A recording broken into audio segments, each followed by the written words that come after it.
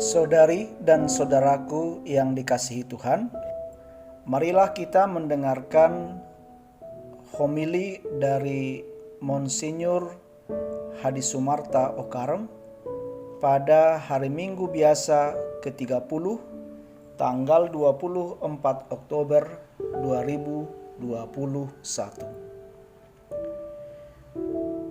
Saudari dan saudara, pertama-tama kita bersyukur kepada Tuhan atas keberhasilan kemajuan teknologi di aneka bidang, termasuk di bidang medis. Kita harus selalu bersyukur, menghargai, dan menghormati segenap orang yang berkecimpung di bidang medis atau kesehatan. Mereka itu mengambil bagian dalam apa yang dilakukan Yesus dalam karya penyelamatan manusia yang utuh, termasuk menyembuhkan orang sakit. Sekaligus hendaknya kita juga selalu ingat bahwa kebahagiaan dan keselamatan manusia bukan terbatas pada kesehatan fisik atau jasmani, namun juga kesehatan rohani atau spiritual. Sebab manusia memang bukan hanya manusia yang terdiri dari raga, melainkan juga sekaligus dari jiwa. Kita bersyukur kepada Tuhan bahwa di paroki-paroki kita, sebagai umat bukan hanya melaksanakan kewajiban di bidang ibadat dan kegiatan rohani saja, melainkan juga mengadakan pelbagai kegiatan jasmani, sosial, termasuk di bidang kesehatan. Pesan apa gerangan ingin disampaikan kepada kita dalam Injil Markus hari ini? Saudari dan saudara, Bartimeus berani berseru, "Yesus, anak Daud, kasihanilah aku." Tetapi justru orang-orang yang hadir menegurnya supaya diam.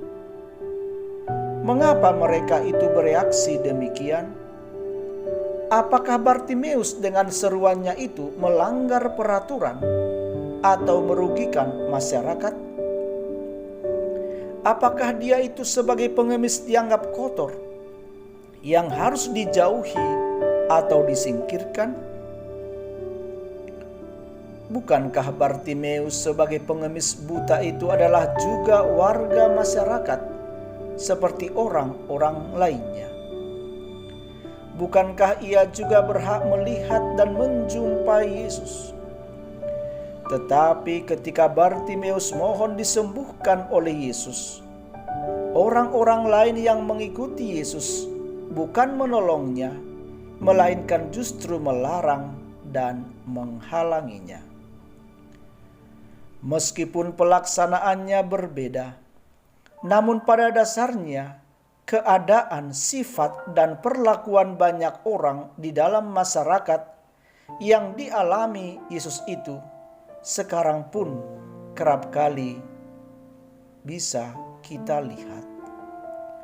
Ukuran yang dipakai orang dalam masyarakat untuk saling menghargai, menghormati, dan bersedia saling tolong-menolong masih sangat bersifat egoistis melulu, yang pada dasarnya ialah demi kepentingan diri sendiri.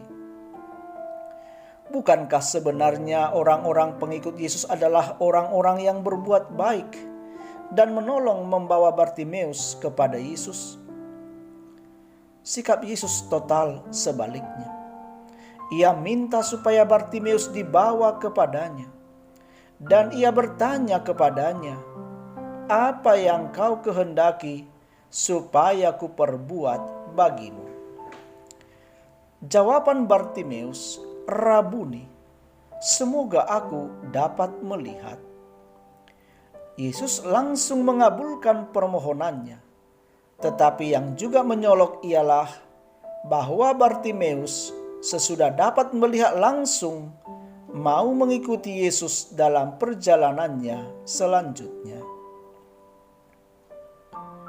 Saudari dan saudara, ternyata Bartimeus bukan hanya melihat dengan matanya di luar, melainkan juga dengan cara lain yang lebih penting, yaitu ia juga melihat dengan mata hatinya. Sebab meskipun Bartimeus memang buta dalam penglihatan dengan matanya, namun dengan mata batinnya ia dapat mengenal siapakah Yesus itu sebenarnya. Itulah mata iman atau kepercayaannya. Dan mata kepercayaannya inilah yang membuat dia menjadi murid Yesus. Sehingga pada akhir cerita Injil hari ini tertulis bahwa Bartimeus mengikuti Yesus dalam perjalanannya, yaitu ke Yerusalem, di mana Yesus akan menderita dan mati di salib. Injil Markus ini memberi pesan kepada kita bahwa rasa belas kasih selalu merupakan ciri khas pewartaan dan pelayanan Yesus.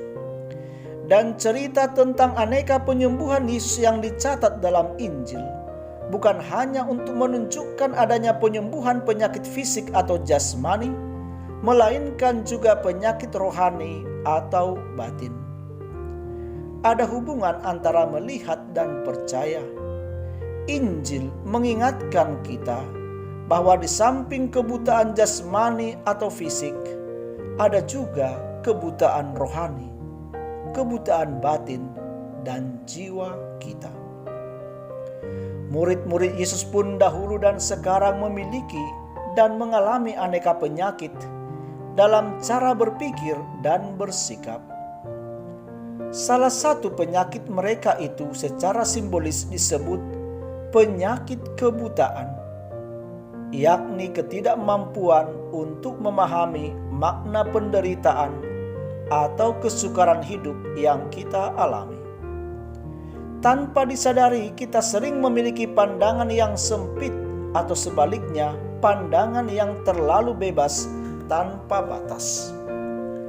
Penglihatan rohani atau batin kita terhadap orang lain dan keadaan masyarakat seringkali kabur, bahkan ibaratnya sering buta. Dan kebutaan penglihatan rohani itu bisa menghasilkan sikap pandangan dan hidup yang suram, pesimistis, kecewa, bahkan putus asa. Tetapi sebaliknya, kebutaan mata batin kita juga dapat menimbulkan suatu pandangan dan sikap acuh tak acuh yang arogan, merasa serba tahu, merasa selalu benar, merasa tak pernah salah. Nah, untuk semuanya itu dibutuhkan mukjizat penyembuhan bagi kita. Saudari dan saudara, kita harus bersikap seperti Bartimeus. Kita perlu sadar bahwa mata jasmani dan fisik baik, bahkan sangat sehat. Namun mata rohani atau mata batin kita juga sering buta. Maka kita harus berusaha dan tahu merasa membutuhkan penyembuhan. Dan yang dapat menyembuhkan hanya Yesus Kristus. Kita harus berani berdoa, Rabuni, semoga aku dapat melihat.